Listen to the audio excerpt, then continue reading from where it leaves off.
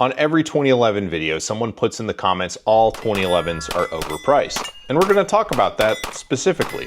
Because the Race City Defense Core, which is sold through a distribution network and is expensive at about $3,000 retail, but has the quality of a $6,000 pistol.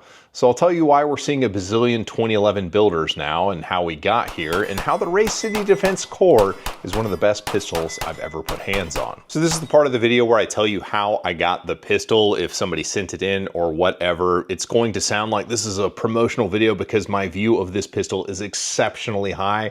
But I paid full price for this pistol at Real Street Tactical, about $3,000. And I say that because this is now one of my favorite 2011 pistols that I own. I think it's one of the nicest ones that you can get, especially for the money and definitely at its price point. And what's bonkers is that this is the intro version of the gun that doesn't have any hand fitting, which means this comes off the machine, sends out to coating, and is put together. And it's still this good. But their full price pistol, where it gets all of that stuff, is only like $1,000 more. I'll go ahead and apologize now because what has been kind of a loosely kept secret no longer will be, and what's likely to happen is the availability is going to go away and the prices are going to go up, because that's what happens with everybody who's making a killer product. I actually like this pistol more than my Atlas Athena, which is a, regarded by everybody as being like the super high-end premium pistol. And this pistol uses Atlas parts and sells for about half the price. It's probably important that I date stamp this video. It's second quarter of 2026 at the end of it, and I'm sure the price and availability is going to change on these things in the future. So we'll start with the core and what the core actually is. We'll compare it to the Athena and the Staccato P and how they shoot. And then I'll tell you about how kind of we got where we are, where all of a sudden there are $5,000 and $6,000 pistols and you can't go outside and swing a dead cat without hitting two new 2011 builders. Since this is a price point gun, it is stripped of a lot of kind of like the bespoke features. First of that is there is only one optic plate that comes on the gun. It is the RMR optic plate. It is a steel DLC coated plate with a rear sight integrated into it. It's honestly a very good plate that gets the optic pretty low for a 2011 pistol, better than what a lot of other people are using. Riding on that RMR plate, I've got the Lux Tactical Sky Raider Gen 2. It's a large window optic with multi-reticles. It can be a 2, 6, or 60 MOA circle. It's got great big windage and elevation turrets, which is nice for adjustment on the range at like a pistol match or something. And basically, it's kind of like a Hollow Sun 507 comp, but about a 20% discount. Not a bad deal. I met the guys at Lux Tactical at an IDPA match last year, so I decided to check it out on this pistol, and a big thanks to them for helping support the channel. So back on the gun, this gun uses Atlas Gunworks parts. They mark it on the website that the barrel is an Atlas Gunworks barrel, but I also believe that they're using the X-Line flat trigger and the Atlas toolless guide rod, and the magazine they ship with, they say is an Atlas magazine. I think it's a Perfect Zero magazine because it doesn't have the little Atlas globe on it. But there are, Atlas guts in this gun. I don't know about the sear and the hammer, but there's at least a meaningful piece of this gun is the same DNA as the full pop Atlas. The trigger, which is what everybody wants to geek out about on 2011s, is set up pretty brilliantly from the box. This one's set up right at about 3 pounds with just enough pre-travel to give you that kind of tactile sensation. You're on the trigger and on the wall. And then a tiny little bit of over travel. It is a brilliant 2011 trigger that is absolutely bonkers. Where I really start to get excited about this gun is the grip that comes on this gun. This is Race City's aluminum grip module. It's got a frag pattern on the side, but it's not like flat frags. They kind of go up like that. If you look at it in profile, they kind of go up almost like a sawtooth, but you look at it from the side, it just looks like a frag. This grip is fantastic. It's got spikes on the front of it as well. And why it's fantastic is it's the perfect Goldilocks grip. I like this grip more than pretty much all of my other grips that I've got. I've tried a bunch of grips at this point. What makes this grip so special is the Goldilocks feature of it. You can do whatever you want with this grip. If you are an enthusiast shooting at matches and stuff like that, this grip, with the way it's set up, your flesh sinks into the little spaces around the frag pattern so that the gun just locks in and doesn't move. However, it doesn't tear up your hands like a lot of the other aggressive grips, but it performs like an aggressive grip. If you were to carry this grip because the frag pattern is not abrasive at all, you'd be just fine. And there's, good spikes on the mainspring housing and the front strap that plant the gun in your hand. So like you've got good traction on the pistol all the way around, but you're not going to pay for it by having to tape up the gun in a 2-day pistol class or anything like that because your hands are smoked. The grip is capped with their magwell, which is a pretty good magwell. It sits somewhere between a tactical magwell and a large, like, competition style magwell. Using my calipers, putting them on them, it's about 1.65 inches, which is about 25 thousandths more than what an IDPA box would allow, but it's not obnoxiously large. And if you were to try and like carry the thing, because some people will, you probably could. It's going to make a little bit of a print on the back of the gun, but at the same time, that's what all 2011s do. They're big guns to carry anyway. Another part on the gun that I really appreciate is the mag catch, which is a silly thing to be talking about, but most mag catches on 2011s are drilled and tapped so you can put a big magazine button on them, but at the same time, they're difficult to get on for most people without shifting the gun in your grip. And this one's just a little bit longer and it's got knurling on it. It's even easier to get onto the mag button so you don't have to shift your grip to drop mags, which is a nice quality of life feature to have on a 2011 because 2011s have massive grips. The manual safeties are set pretty heavy, very, very positive and tactile. Some people are gonna like that, some people aren't gonna like that. This one is pretty easy to turn off, but a little bit harder to turn on. That's a good thing for people who shoot 2011s kind of improperly and don't put their thumb on the safety. If you're one of the types who puts their thumb like out to the side and your support hand can potentially bump up, you want more pressure on turning the safety on so you don't accidentally cause malfunctions when the gun is cycling. Everything on the gun is DLC black, which is an absolutely fantastic weapons finish. It's one of my favorite. It's super hard wearing, but on all that DLC subframe and slide, there's just not a lot of machining going on. They don't even put their name on the slide anywhere. There's just this one Race City Defense little badge right there on the right side of the pistol just above the mag catch. And the fit on this gun is bonkers. Like there is zero wiggle. Like I'm gonna try.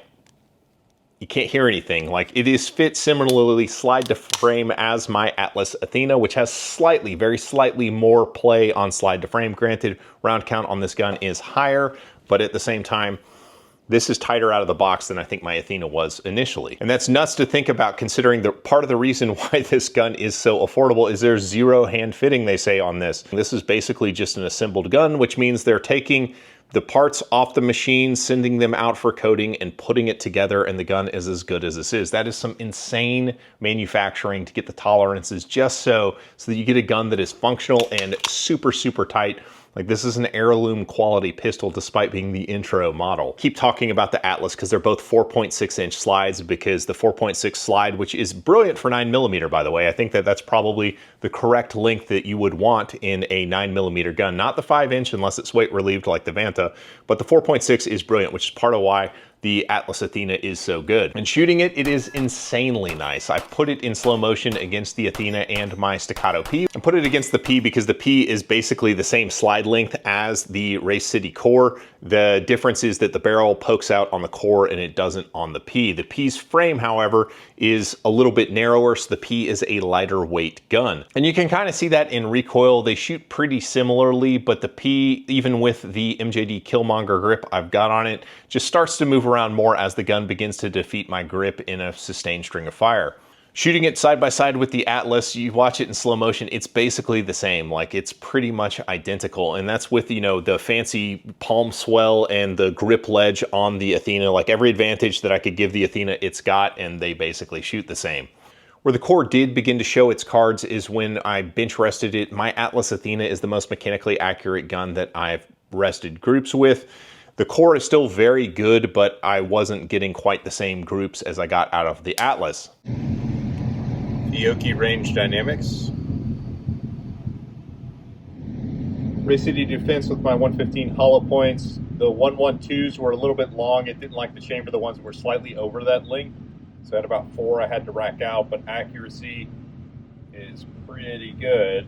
Now I zeroed the core with my Buffalo Creek 124 grains. Shout out to Buffalo Creek, they're a supporter of the channel and help keep the guns fed, but the 115 jacketed hollow points were impacting different from the 124 ammo, and some of that's going to come down to my vision shooting at indoor gun ranges. I've got an astigmatism, so my ability to aim the pistol precisely isn't the best, but here we are. As special a gun as the Athena is, this one just really resonates with me because of its simplicity.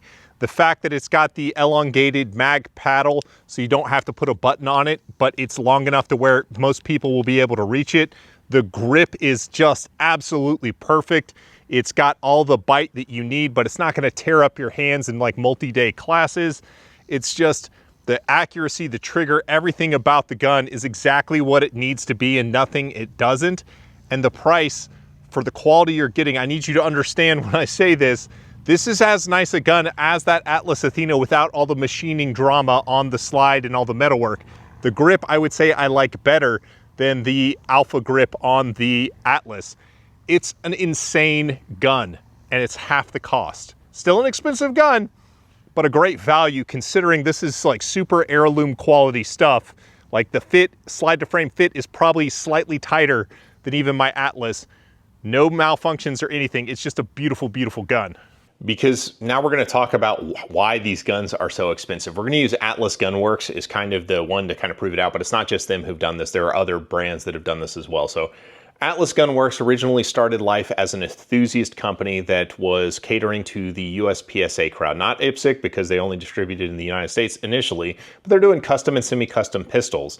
Around the 2018-2019 timeframe, that's when Atlas realized that there's a lot of people with money on Reddit who want nice pistols and started paying attention to them with standardized offerings like the Titan. The Titan, when Atlas offered it initially, was like $3,600 direct available from Atlas. If you look at how much a Titan costs these days, it's like $6,400. Now, granted, there's been a lot of movement in the product between where they started and where they are presently. They've got their Alpha grips, which have like multiple panels, which is pretty innovative stuff. They added red dot cuts, which back in 2018 were not quite as in demand as they are today, and a bunch of other reasons why the cost could have naturally gone up in product development. But that's a big jump to almost double in price in about 8 years. What it ended up happening is the price kept creeping up and up and up as their orders were full, and then they went to a dealer network and you couldn't buy the guns directly from them anymore, and everybody was happy. Atlas was selling guns as fast as they made them to their dealers. So Atlas is happy at that point because if you think about it, if they're selling, I'm making up numbers, I have no idea what their numbers are. If they're selling 10,000 guns a year, then they don't have to make 10,000 sales. They only have to have however many dealers they have. Let's say it's 30. They only have to make 30 sales a year or have 30 clients that they have to service versus just a sea of individual people putting in their information. I mean, and there has to be markup for the dealers to want to hold these pistols. But I think that that's part of the reason why these guns got more expensive,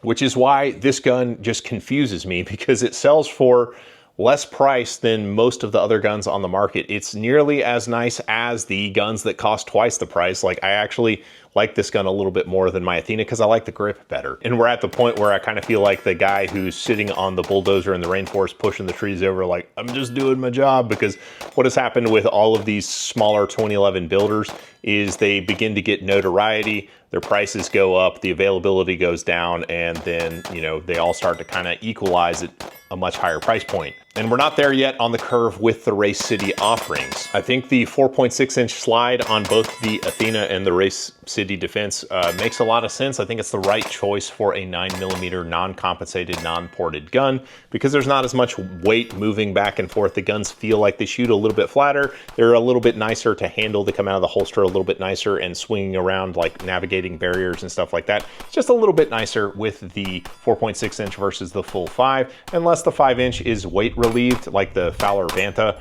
and then the 5-inch guns can kind of keep up, but they're still a little bit longer, a little bit more cumbersome to deal with. If you got value out of this video, I'd appreciate it if you'd subscribe. If you want to watch a video on my current favorite 2011, that is the Fowler Vanta 9, you can check this out here. I appreciate you guys, and I will catch you on the next one.